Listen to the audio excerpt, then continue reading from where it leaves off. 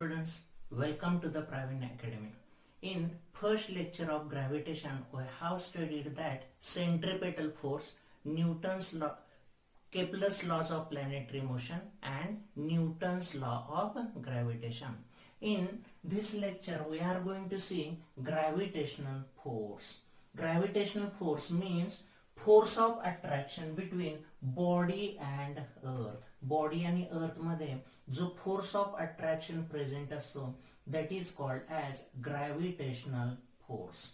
Gravitational force is given by formula F is equal to mass into काय घ्यायचं acceleration. Mass into acceleration न force find out करतो. तर इथं acceleration म्हणजे काय घ्यायचं ऍक्सिलरेशन ड्यू टू ग्रॅव्हिटी. म्हणजे ही बॉडी अर्थच्या दिशेला ट्रॅव्हल होत असताना ऍक्सिलरेशन प्रेझेंट असतं आणि यालाच आपण काय म्हणतो ऍक्सिलरेशन ड्यू टू ग्रॅव्हिटी. तर इथं F is equal to m into acceleration due to ग्रॅव्हिटीची व्हॅल्यू किती लिहितोय आपण g लिहितोय. g means acceleration due to gravity. आणि आपल्याला माहितच आहे g ची व्हॅल्यू किती असते 9.8 मीटर पर सेकंड स्क्वेअर. ही व्हॅल्यू कुणाची असते g ची व्हॅल्यू असते. तर आता g ची व्हॅल्यू ही कशी डिसाइड करतात. Suppose this is the earth and A be the point above the surface of earth. At point A, suppose a body is placed. Initial velocity of body is 0. A point ला बॉडीची velocity किती आहे 0 इतके. तर आता A point ला मी body release करतोय. Body release केल्यानंतर ही बॉडी ऍक्सिलरेशन न ट्रॅव्हल होते म्हणजे इन्क्रीजिंग व्हेलॉसिटी न ट्रॅव्हल होते. कोणत्या दिशेला ट्रॅव्हल होते अर्थच्या दिशेला ट्रॅव्हल होते. तर इथं ए पासून बी पर्यंत बॉडी ट्रॅव्हल होते 1 सेकंदामध्ये. ए पासून बी पर्यंत बॉडी गेलेले किती कालावधीमध्ये 1 सेकंदामध्ये. समजा बी या ठिकाणी बॉडीची व्हेलॉसिटी फाइंड आउट केली तर किती असेल 9.8 मीटर पर सेकंड.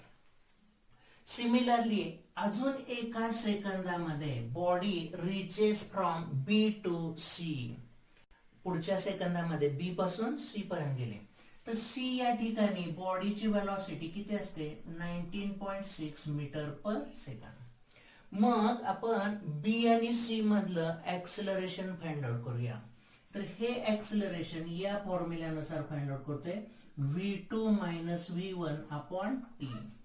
तर इथं v2 म्हणजे फायनल व्हेलॉसिटी 19.6, v1 म्हणजे इनिशियल व्हेलॉसिटी 9.8. टाइम किती घ्यायचं 1 घ्यायचं.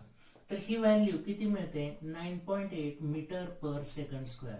तर यानुसार ऍक्सिलरेशन ड्यू टू ग्रॅव्हिटीची व्हॅल्यू किती असते g आणि ही व्हॅल्यू किती घ्यायची 9.8 मीटर पर सेकंड स्क्वेअर.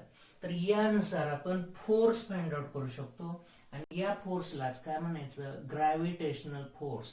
आणि याची व्हॅल्यू किती असेल m इंटू g इतकी व्हॅल्यू असेल. Here we find the value of g on the surface of earth. अर्थच्या सरफेस वरती असणार acceleration due to gravity find out करणार आहोत. For that purpose here I consider a body having mass m placed on the surface of earth. M be the mass of earth and r be the radius of earth. The force of attraction between body and earth is given by Newton's law of gravitation. तर हा force कसा द्यायचा F is equal to G m1 into m2 upon r square. Therefore F is equal to G m1 म्हणजे काय घ्यायचं mass of earth लिहितोय. m2 means काय घ्यायचं मास ऑफ बॉडी घेतोय. आणि r म्हणजे काय घ्यायचं डिस्टन्स बिटवीन बॉडी अँड अर्थ. तर या ठिकाणी डिस्टन्स घेत असताना कोणतं घ्यायचं बॉडी आणि अर्थच्या सेंटर मधलं डिस्टन्स घ्यायचं. आणि अर्थच्या सेंटर मधलं डिस्टन्स म्हणजेच किती असेल रेडियस ऑफ अर्थ. तर यानुसार gravitational force Newton's law of gravitation नुसार मिळतोय F is equal to G m into small m upon r square. Also, gravitational force is given by m into G. मगाशीच आपण हा फॉर्म्युला फाइंड आउट केलेला आहे. Force साठी काय formula मिळाला? m into G. तर इथं मी असं लिहितोय फ्रॉम इक्वेशन 1 and 2, हे पहिलं आणि दुसऱ्या इक्वेशन नुसार m into G is equal to G capital M into small m upon r square. एका m ला एक m काय झाला? कॅन्सल. तर इथं g ची व्हॅल्यू किती मिळेल? m upon r square. तर या फॉर्म्युल्यानुसार आपण कोणती व्हॅल्यू फाइंड आउट करू शकतोय? g ची. म्हणजे on the surface of earth acceleration due to gravity किती व्हॅल्यू असते? g into m upon r square. Here I put the value of g. Its value is 6.67 into 10 raised to minus 11. M means mass of earth, 6 into 10 raised to 24 upon r means radius of earth. किती असतो? 6.4 into 10 raised to 6 ब्रॅकेटचा square. तर हेच आपण simplify करूया. 6.67 into 6 into 24 मधून 11 subtract केलं म्हणजे किती मिळते? 10 raised to 13 divided by denominator मध्ये किती व्हॅल्यू असेल? 6.4 चा स्क्वेअर इंटू 10 raised to 6 चा स्क्वेअर म्हणजे 10 raised to 12. तर ही व्हॅल्यू किती मिळते? 6.67 इंटू 6 अपॉन 6.4 चा स्क्वेअर इंटू किती असेल? 10 इतकी व्हॅल्यू असेल. आणि ही व्हॅल्यू किती मिळते? 9.77 मीटर पर सेकंड स्क्वेअर. आणि ही अप्रॉक्सिमेटली आपण किती घेतोय? 9.8 मीटर पर सेकंड स्क्वेअर. तर यानुसार आपल्याला कोणती व्हॅल्यू मिळते? जी ची व्हॅल्यू मिळते. आणि जी ची व्हॅल्यू म्हणजेच किती घ्यायचं? 9.8 मीटर पर सेकंड स्क्वेअर. तर यानुसार आपण acceleration due to gravity on the surface of earth calculate करू शकतो. Here we see variation in value of G. First point, that is change along surface of earth. तर अर्थ सरफेसच्या वेगवेगळ्या पॉइंटला G ची व्हॅल्यू कशी असते? वेगवेगळी असते. We know that earth is not a perfect sphere.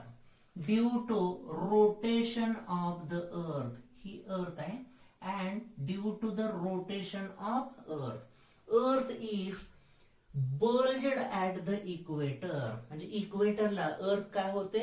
फुगीर झालेले.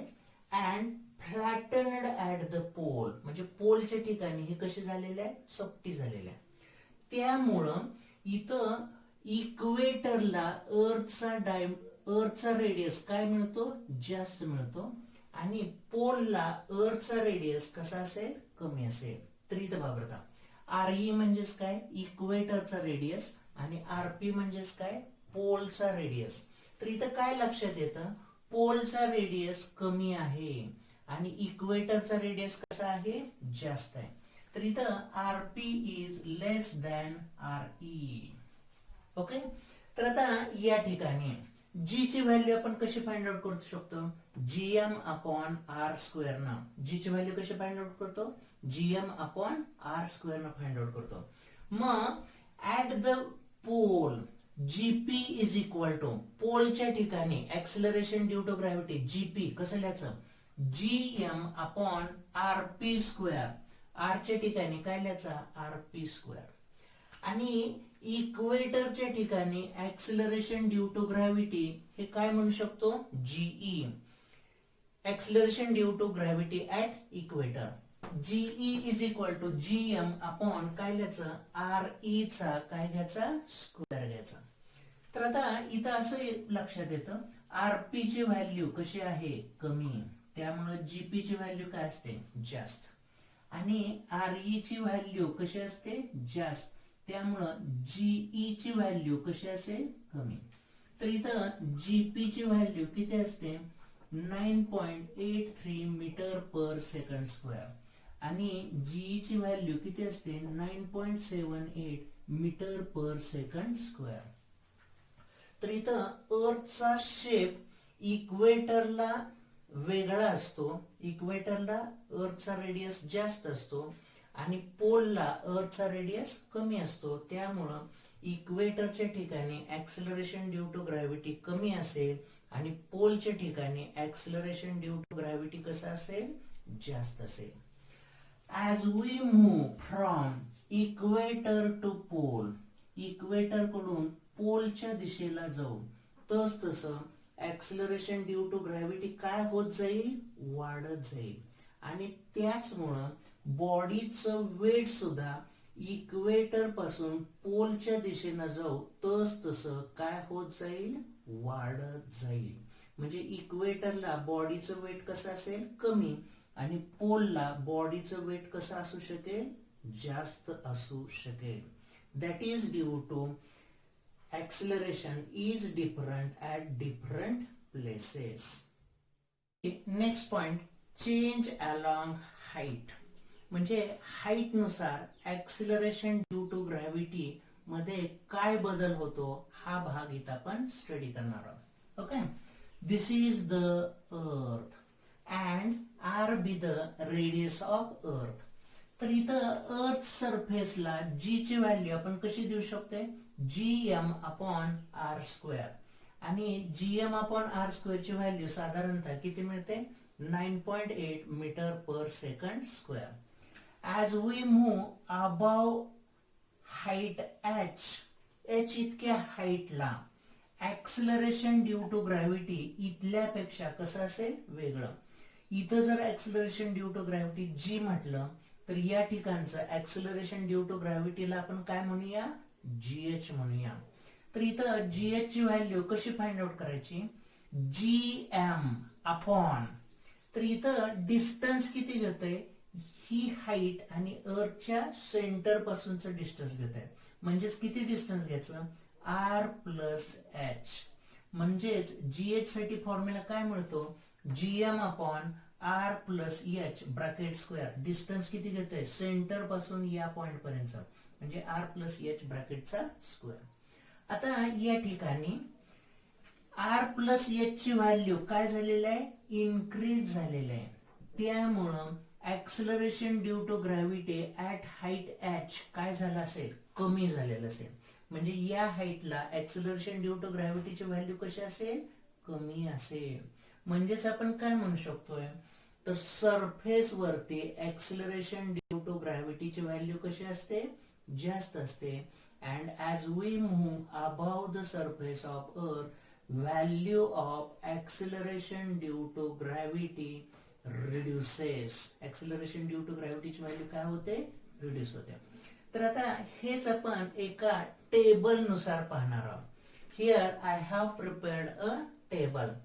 प्लेस, हाईट आणि acceleration due to gravity. Height आपण कशामध्ये देतोय, किलोमीटर मध्ये, आणि acceleration due to gravity metre per second square मध्ये घेतोय. तर आता on the surface of earth height किती घ्यायची, 0. त्यामुळे जी ची व्हॅल्यू किती असेल, 9.8 इतकी व्हॅल्यू असणार आहे.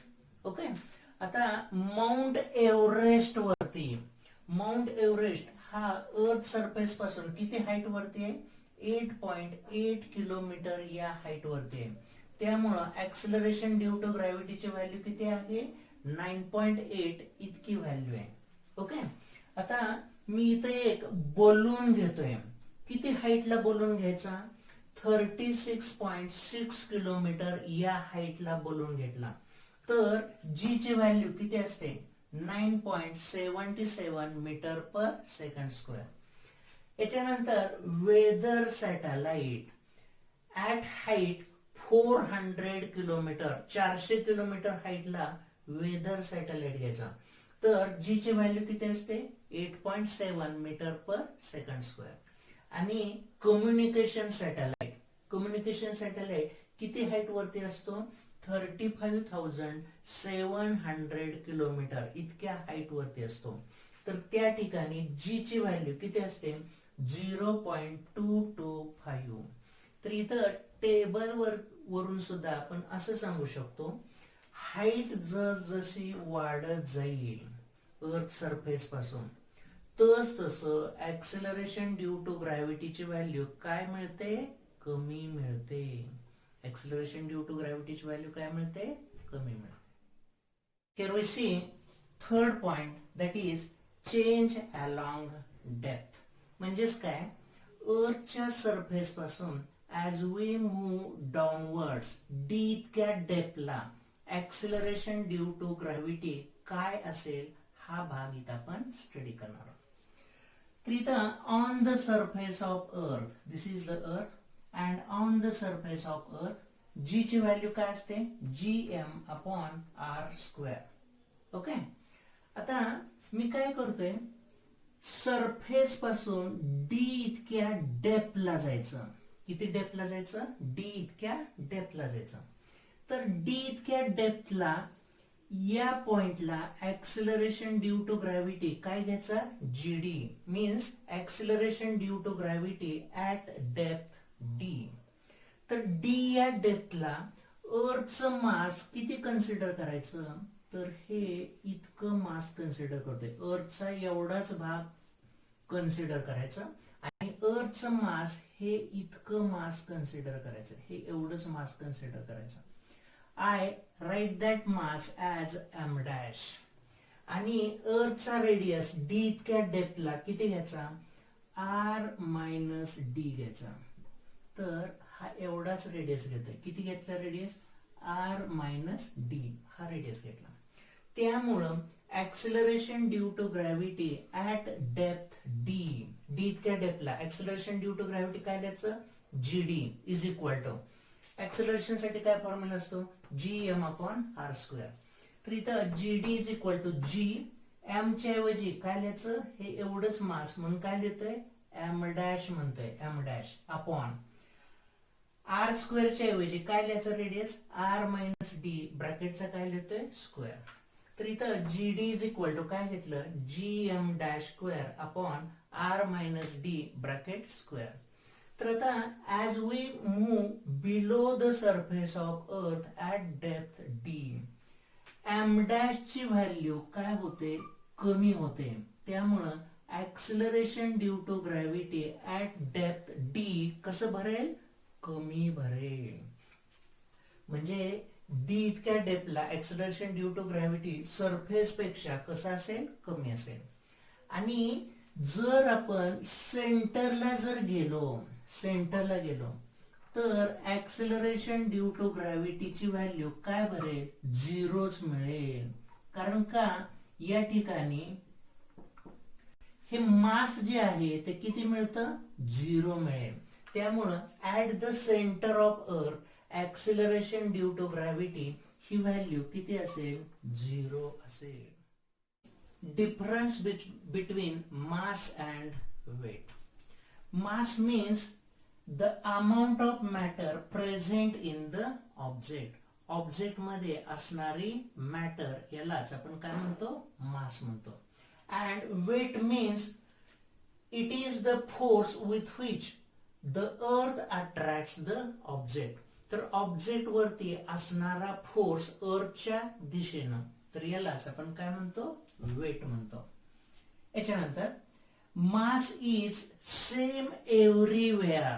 म्हणजे विश्वामध्ये, युनिव्हर्स मध्ये सर्व ठिकाणी मास हे कसं असतं? सेम. म्हणजे अर्थ वरती या बॉडीचं मास जर घेतलं तर समजा 10 ग्रॅम भरेल. हेच मास मार्स वरती सुद्धा किती असेल? 10 ग्रॅम इतकंच असेल.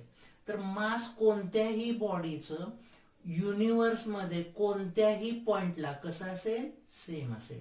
परंतु वेट कसं असेल? Different. Weight of object changes from place to place. तर वेट साठी फॉर्म्युला काय असतो? m into G. तर इथं जी ची व्हॅल्यू वेगवेगळी असल्यामुळं वेगवेगळ्या प्लेसला वेट कसं मिळू शकतं? वेगवेगळं मिळू शकतं. याच्यानंतर मास ही कोणती क्वांटिटी आहे? स्केलर क्वांटिटी आहे. आणि वेट ही कोणती क्वांटिटी आहे? वेक्टर क्वांटिटी आहे. तर स्केलर क्वांटिटी ही क्वांटिटी फक्त मॅग्निट्यूडने एक्सप्रेस करू शकतो आणि वेक्टर क्वांटिटी जी असते ही क्वांटिटी एक्सप्रेस करण्यासाठी मॅग्निट्यूड आणि डायरेक्शन दोघांची गरज असते. म्हणून मास कोणती क्वांटिटी आहे, स्केलर क्वांटिटी, आणि वेट कोणती क्वांटिटी आहे, वेक्टर क्वांटिटी. आणि SI unit of mass is kilogram and SI unit of weight is newton. In this way we can give the difference between mass and weight. तर हा question exam मध्ये बऱ्याच वेळा विचारला जाऊ शकतो. Give difference between mass and weight.